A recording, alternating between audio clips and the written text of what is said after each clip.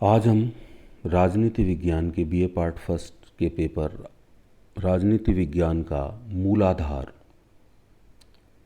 में व्यवहारवाद का अध्ययन करेंगे। हम व्यवहारवाद का अध्ययन 3 भागों में करेंगे। मैं कौशल कुमार सेन, सहायक आचार्य राजनीति विज्ञान, बाबू शोभाराम, राजकीय कला महाविद्यालय अलवर। द्वितीय महायुद्ध के पश्चात परंपरागत राजनीति विज्ञान के विरोध में एक व्यापक क्रांति प्रारंभ हुई। समाज विज्ञान के सभी विषय इस क्रांति से प्रभावित हुए। इस क्रांति को व्यवहारवाद का नाम दिया जाता है। राजनीति विज्ञान में व्यवहारवाद आधुनिक प्रयासों एवं दृष्टिकोण की देन है। परंपरागत दृष्टिकोण में निहित ऐतिहासिक, दार्शनिक, वर्णनात्मक एवं संस्थागत प्राथमिकताओं की अपर्याप्तता से असंतुष्ट होकर व्यवहारवादी दृष्टिकोण एक विकल्प के रूप में प्रस्तुत किया गया, जिसमें व्यवहार के अध्ययन की महत्ता को राजवैज्ञानिकों ने स्वीकार किया।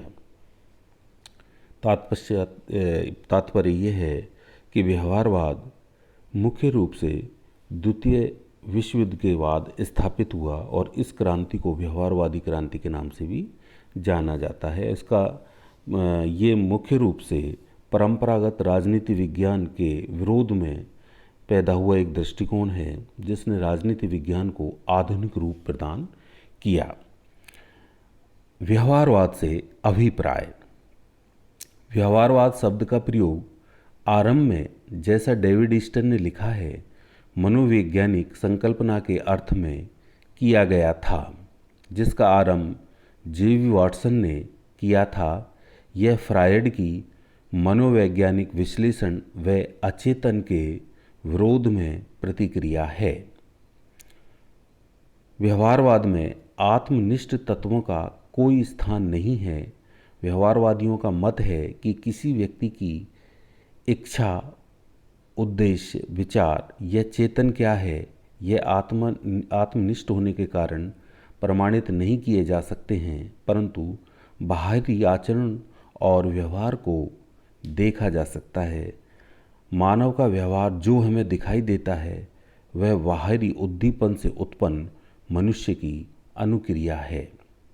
यह विद्यार्थियों को बता दूं कि व्यवहारवाद की राजनीति विज्ञान में प्रवेश मनोविज्ञान से करता है।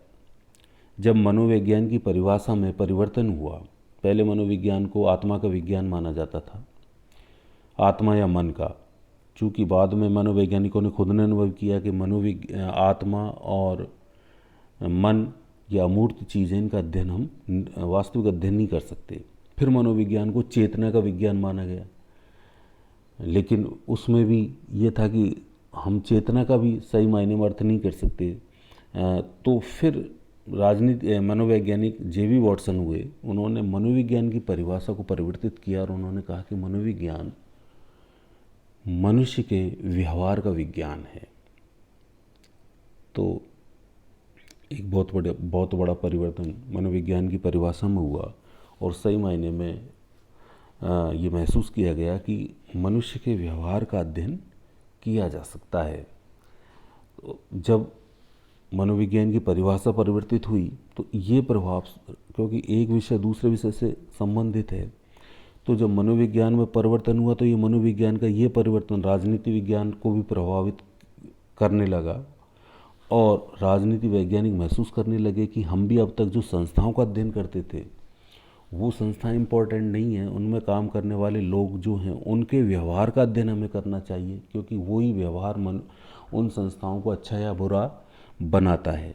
क्योंकि परंपरागत राजनीति विज्ञान राज्य और उसकी संस्थाओं का अध्ययन करता था और उसमें बैठने वाले व्यक्तियों के व्यवहार का अध्ययन नहीं करता था, क्योंकि जो उनकी प्रक्रियाएं, इन संस्थाओं की प्रक्रियाएं हैं, उनको प्रभावित करने वाला मनुष्य का व्यवहार है, जिसका अध्ययन करना चाहिए। तो दृष्टिकोण परंपरागत से आधुनिक की ओर मुड़ जाता है, क्योंकि राजनीति वैज्ञानिकों ने मनोविज्ञान की इस परिभाषा से ये सीखा कि हमें भी संस्थाओं के अध्ययन के साथ साथ मनुष्य के राजनीतिक व्यवहार का अध्ययन करना चाहिए। और मनोविज्ञान में जैसा कि व्यवहार के बारे में कहा गया है कि व्यवहार बाहरी उद्दीपन से उत्पन्न मनुष्य की अनुक्रिया है, क्योंकि व्यवहार किसी भी व्यक्ति कोई भी जब उद्दीपन देखता है, कोई भी चीज़ देखता है और उस चीज़ को देखने के बाद उसके जो प्रतिक्रिया होती है वही व्यवहार है। व्यवहारवादी मानते हैं कि जो आत्मनिष्ठ तत्व हैं, आत्मनिष्ठ तत्वों से बता दूं कि वह तत्व जो व्यक्ति की खुद की निष्ठा जिनमें है, अर्थात उसके जो नैतिक विश्वास हैं, जिन्हें हम मूल्य कहते हैं, उनका कोई स्थान नहीं मानता।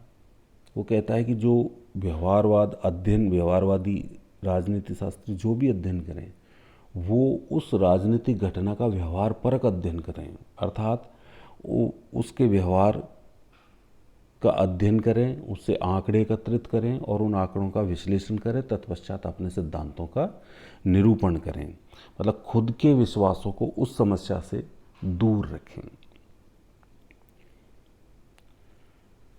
राजनीतिक व्यवहार शब्द का प्रयोग अमेरिकी राजवैज्ञानिकों द्वारा प्रथम विश्व युद्ध के बाद से ही किया जाने लगा। वैसे तो व्यवहारवाद राजनीति विज्ञान में प्रवेश प्रथम विश्व युद्ध से पहले ही कर गया था, लेकिन सही मायने में यह द्वितीय विश्व युद्ध के बाद स्थापित हुआ। किर्कपैट्रिक के अनुसार व्यवहारवाद 4 तत्वों का मिश्रण है। किर्कपैट्रिक बताते हैं कि व्यवहारवाद 4 तत्वों का मिश्रण है। पहला, विश्लेषण की इकाई के रूप में संस्थाओं की अपेक्षा व्यक्ति तथा समूह के आचरण का अध्ययन। आधुनिक दृष्टिकोण में भी हमने पढ़ा था कि विश्लेषण की इकाई राज्य न होके व्यक्ति और व्यक्तियों का समूह होना चाहिए, अर्थात व्यक्ति का व्यवहार या समूह में व्यक्ति की पारस्परिक अंतःक्रिया, व्यवहार की अंतःक्रिया, वह इसके अध्ययन का विषय होना चाहिए। सामाजिक विज्ञानों की एकता पर बल, जो मैं शुरू से आपको बताता है कि यह दृष्टिकोण, व्यवहारवादी दृष्टिकोण जो आधुनिक दृष्टिकोण है, यह अंत्य अनुशासनात्मक अध्ययन पर बल देता है। ये मान के चलता है कि सभी विषय अलग अलग नहीं हैं, उनको अध्ययन की सुविधा की दृष्टि से अलग अलग अनुशासन में बांट दिया गया है, किंतु वो सब एक ही हैं। मतलब ज्ञान को खंडित नहीं किया जा सकता, ज्ञान एक ही जगह एकत्रित है, वो अध्ययन की सुविधा की दृष्टि से हम उन्हें अलग अलग करते हैं। इसलिए जो व्यवहारवादी अध्ययन है ये मान के चलता है कि सभी विषय एक दूसरे से अंतर संबंधित हैं, अर्थात अंतर अनुशासनात्मक अध्ययन पर बल दिया जाना चाहिए। तीसरा है तथ्यों के पर्यवेक्षण हेतु सांख्यिकी तथा परिमाणात्मक तकनीकों पर बल। जिस भी राजनीतिक समस्या का अध्ययन राजनीति शास्त्री करता है वह उससे पर्यवेक्षण से जो भी, मतलब उसका अवलोकन करता है, पर्यवेक्षण करता है, वहाँ से जो भी तथ्य एकत्रित करता है उनका सही ऐसी तकनीकों का प्रयोग किया जाए ताकि उनका परिमाण मापा जा सके उसे। चौथा है राजनीति विज्ञान को एक व्यवस्थित अनुभविक सिद्धांत के रूप में परिभाषित करना। जो चौथा है इससे विदित होता है कि हम राजनीति विज्ञान को एक व्यवहार परक विज्ञान या अनुभव जनित विज्ञान बनाना चाहते हैं। डेविड स्टन के अनुसार व्यवहारवादी शोध वास्तविक व्यक्ति पर अपना समस्त ध्यान केंद्रित करता है।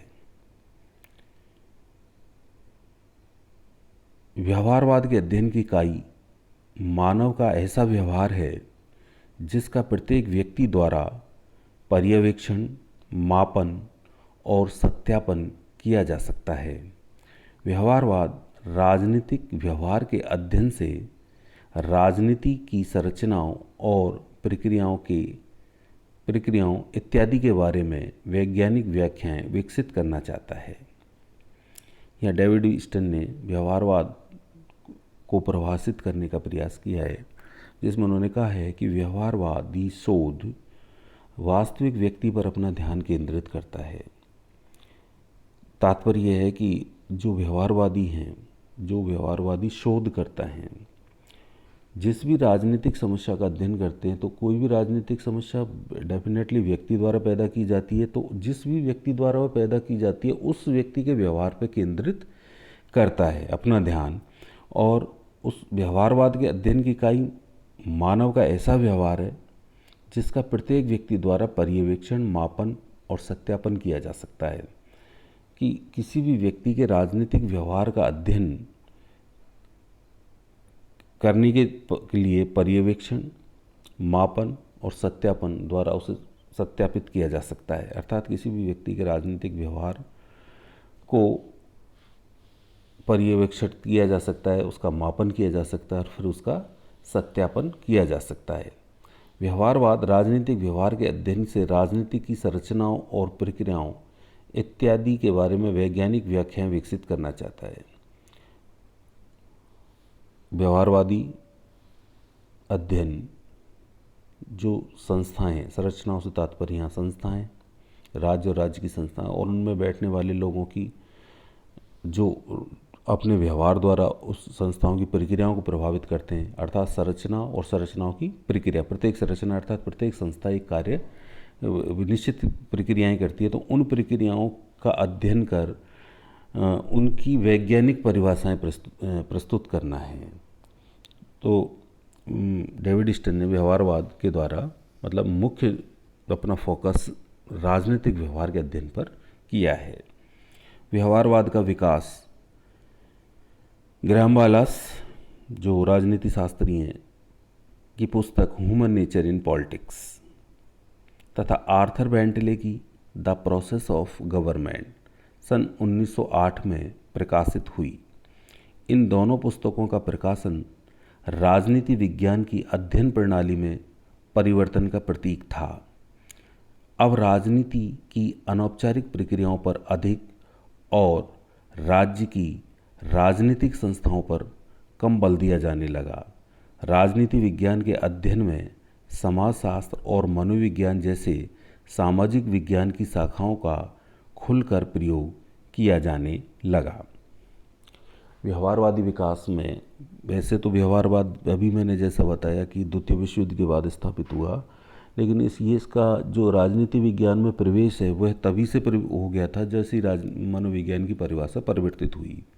और इसके जो प्रारंभिक बीज थे राजनीति विज्ञान में वो ग्राहम वालास और आर्थर बेंटले की पुस्तक जो 1908 में प्रकाशित हुई थी उसमें दिखाई दिए। ग्राहम वालास ने ह्यूमन नेचर इन पॉलिटिक्स लिखी अर्थात राजनीति में मानव व्यवहार, और आर्थर बेंटले ने द प्रोसेस ऑफ गवर्नमेंट की प्रक्रिया क्या है ना। इन जैसे ये पुस्तकें प्रकाशित हुई, इन दोनों के प्रकाशन से राजनीति विज्ञान की अध्ययन प्रणाली में परिवर्तन आ गया कि राजनीति शास्त्रियों को ने ध्यान दिया कि क्योंकि इन दोनों पुस्तकों में मनुष्य के व्यवहार, राजनीतिक व्यवहार के बारे में जिक्र किया गया। अब राजनीति की इस अनौपचारिक प्रक्रियाओं पर अधिक और राज्य की राजनीतिक संस्थाओं पर कम बल दिया जाने लगा। राजनीति में जो औपचारिक अध्ययन किया जा रहा था, औपचारिक अध्ययन का मतलब है कि जो औपचारिक अध्ययन से तात्पर्य होता है जो जैसे स्थापित हुई है, अर्थात जो किसी नियम या कानून से स्थापित ही हुई है उस संस्था का वैसा के वैसा अध्ययन करना। और अनौपचारिक का तात्पर्य है उसमें कानून के अलावा उसमें काम करने वाले लोगों के आपसी संबंध, उनके व्यवहार, उसका भी अध्ययन करना की प्रक्रिया प्रारंभ हो गई थी। राजनीति विज्ञान के अध्ययन में समाजशास्त्र और मनोविज्ञान जैसी सामाजिक विज्ञान की शाखाओं का खुलकर प्रयोग किया जाने लगा। अर्थात अब राजनीति विज्ञान में मनोविज्ञान और समाज विज्ञान से की तकनीकों का भी प्रयोग होने लगा। व्यवहारवादी उपागम द्वितीय विश्व युद्ध की जटिल परिस्थितियों की उपज है। द्वितीय विश्व युद्ध के समय अनेक यूरोपीय विद्वानों को भागकर अमेरिका जाना पड़ा। युद्धकालीन परिस्थितियों ने इन्हें अनुभव आदि का मूल्य निरपेक्ष बना दिया। जो व्यवहारवाद सही मायने में जो स्थापित हुआ वह द्वितीय विश्व युद्ध के बाद स्थापित हुआ, और द्वितीय विश्व युद्ध 1939 से 1945 तक लड़ा गया, जिसमें बताया गया कि जिसमें लोगों को नए नए अनुभव हुए कि ये युद्ध क्यों हुआ। मतलब इन युद्धों के पीछे मूल कारण दो राष्ट्र नहीं है, बल्कि राष्ट्रों में कार्य करने वाले लोगों के राजनीतिक व्यवहार किसी भी युद्ध का कारण हो सकते हैं। तो ये जो इसमें द्वितीय विश्व युद्ध के बाद अनेक यूरोपीय विद्वानों को भागकर अमेरिका जाना पड़ा और वहाँ उन्हें नए नए अनुभव मिले, है ना। व्यवहारवाद का आधार अनुभववाद है। मतलब व्यवहारवाद मुख्य रूप से मनुष्य के व्यवहार का अध्ययन और व्यवहार अनुभव किया जाता है। मतलब ये अनुभववाद एम्पायरिकल है।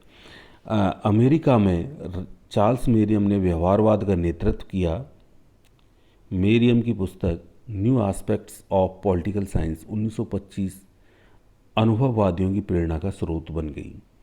अर्थात व्यवहारवाद का गढ़ अमेरिका रहा है। अमेरिका में 1925 में चार्ल्स मेरियम नामक राजनीति वैज्ञानिक थे। उनकी एक पुस्तक थी new aspects of political science, जो 1925 में प्रकाशित हुई।